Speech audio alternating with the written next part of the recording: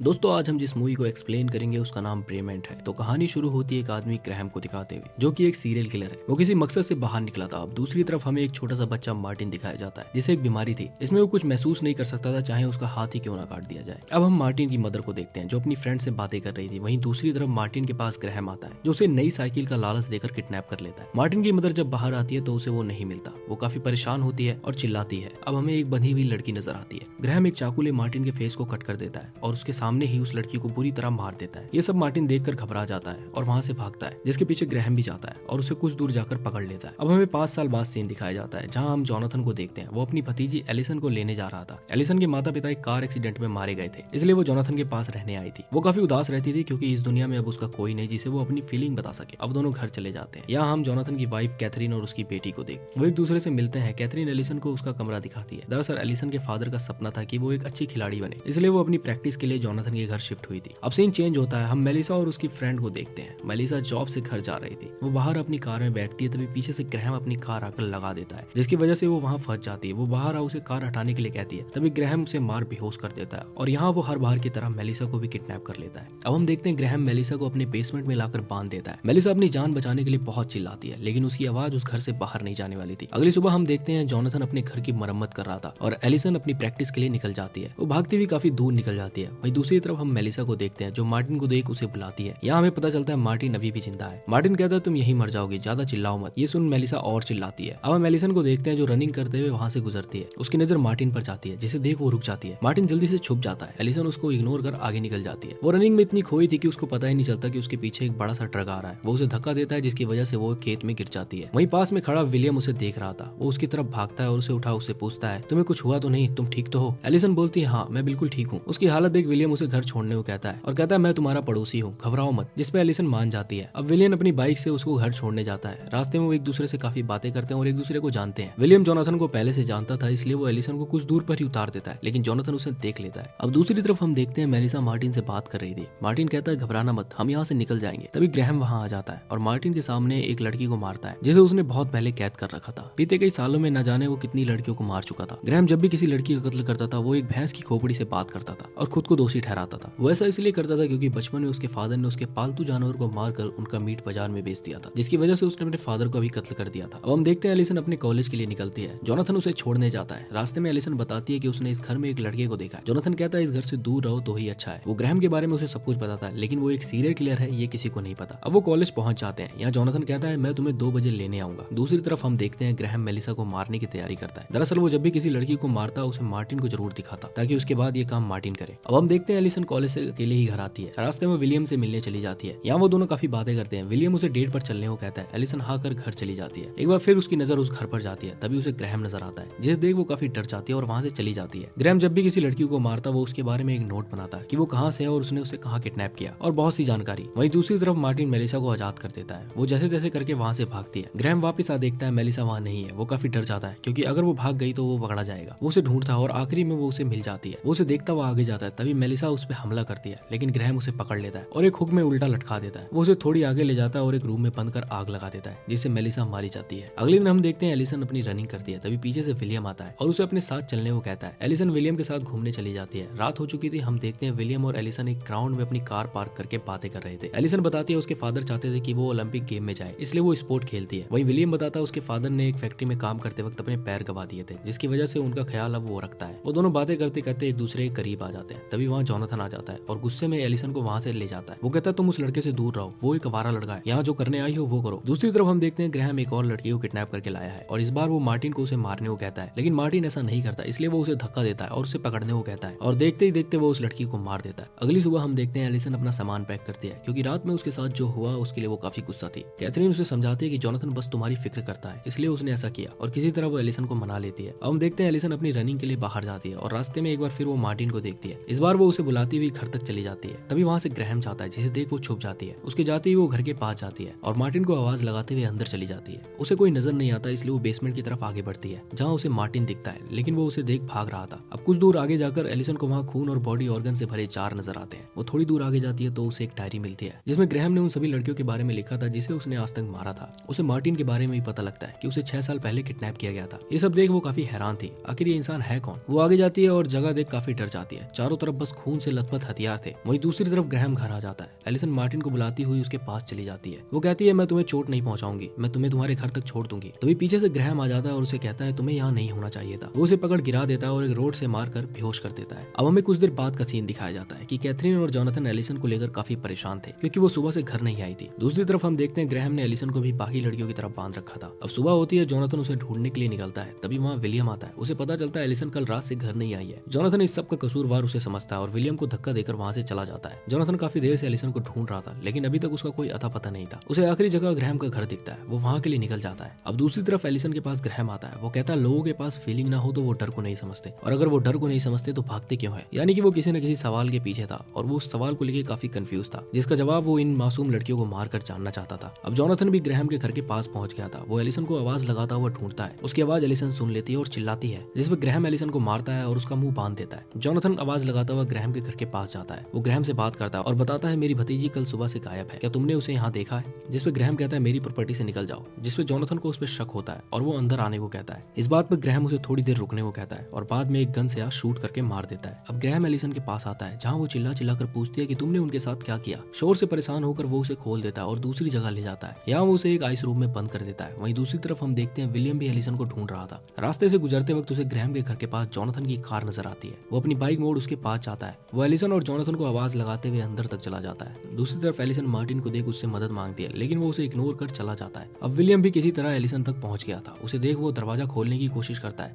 कि तभी पीछे से ग्रैहम आता है। एलिसन विलियम को पीछे देखने को कहती है लेकिन जब तक वो पीछे देखता तब तक बहुत देर हो चुकी थी। ग्रैहम विलियम को बुरी तरह मार देता है और यहाँ विलियम की भी मौत हो जाती है। अब ग्रैहम अपने रूम में आता है और एक बार फिर वो जानवर की खोपड़ी से बात करता है। यहाँ वो दिमागी रूप से काफी डिस्टर्ब था। कहीं ना कहीं उसे ये भी डर था कि कहीं मार्टिन एलिसन को भागने में उसकी मदद न करे या फिर मिलकर उसे मार न दे। इसलिए वो उसके पास जाता है और एक चाकू उठा उसके हाथ में मार देता है ताकि वो टेबल से उठ के कहीं जा न सके। वहीं दूसरी तरफ हम देखते हैं कैथरीन काफी परेशान थी क्योंकि अभी तक ना तो जोनाथन घर आया था ना ही एलिसन। वो वापिस अंदर चली जाती है। तभी वहाँ ग्रैहम अपनी गाड़ी लेकर आता है। वो कैथरीन को वहाँ मारने गया था। दूसरी तरफ हम देखते हैं एलिसन एक लोहे की तार से उस गेट को खोल लेती है और वहाँ से भागती है। उसकी नजर मार्टिन पे पड़ती है इसलिए वो उसे भी अपने साथ ले लेती है। वो उसे उठाकर वहाँ से पैदल ही निकल जाती है। वहीं दूसरी तरफ ग्रैहम दरवाजा खटखटाता है। कैथरीन को लगता है कि जोनाथन घर आ गया। वो जैसे ही दरवाजे को ओपन करती है ग्रैहम उस पर टूट पड़ता है।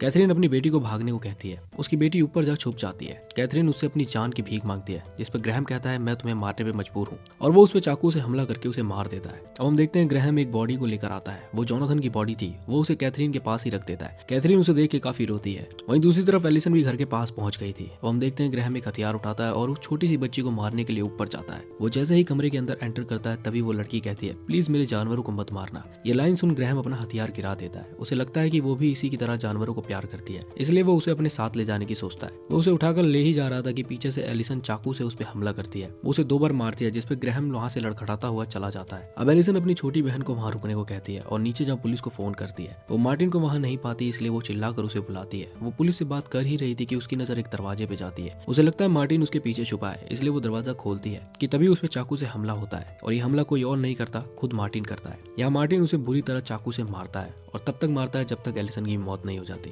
यहाँ हमें एक बात पता चलती है कि मार्टिन अब ग्रैहम की बातों पे अमल करने लगा था और उसने ये काम शुरू कर दिया था। उसने पहला शिकार अपना एलिसन को चुना। यहाँ एलिसन को बुरी तरह मारने के बाद अब वो ग्रैहम के पास निकल देता है। वहीं दूसरी तरफ हम देखते हैं ग्रैहम जैसे तैसे करके अपने घर तक पहुंचता है। वो अपने पिता के कमरे में जाता है और उनसे बातें करता है कि तभी पीछे से मार्टिन आकर उस पर कुल्हाड़ी से हमला करता है। वो उसे तब तक मारता है जब तक उसकी मौत नहीं हो जाती और इसी के साथ ये कहानी यही खत्म हो जाती है। दोस्तों अगर आप हमारे चैनल में पहली बार हैं और आपको वीडियो अच्छी लगी तो लाइक और सब्सक्राइब करना ना भूलें।